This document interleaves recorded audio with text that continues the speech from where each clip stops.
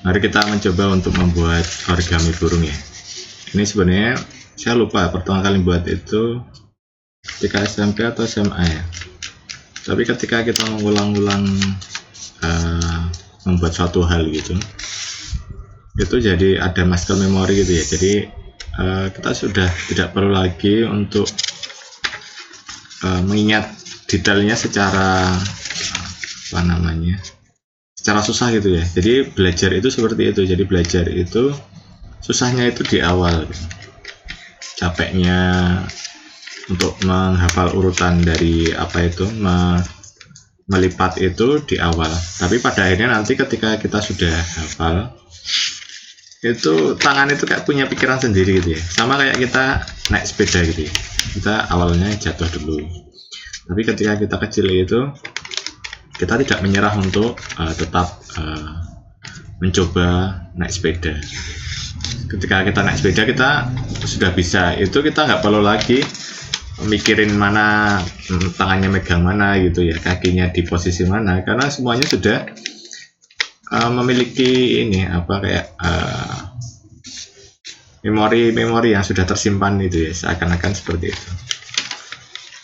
Nah, ini saya akan mencoba untuk membuat origami burung, satu hari satu origami. Jadi untuk juga untuk refleksi dan juga belajar untuk ngomong di depan kamera untuk konten kayak jelas.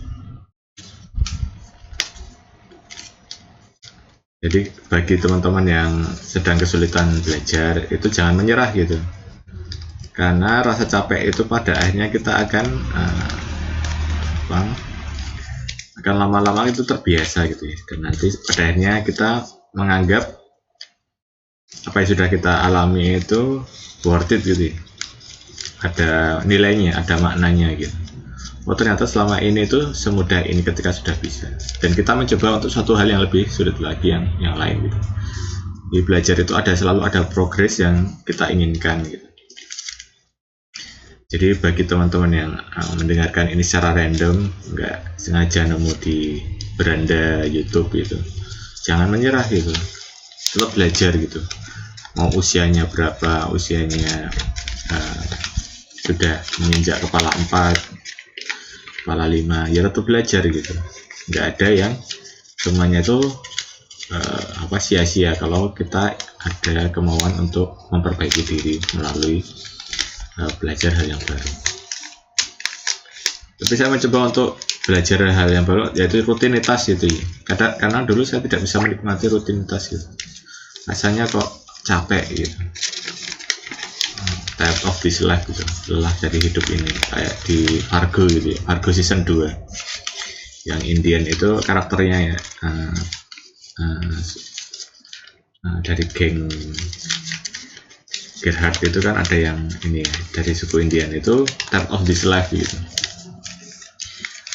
ya, karena mungkin ini ya rutinitasnya itu kayak chaos gitu dalam serial itu.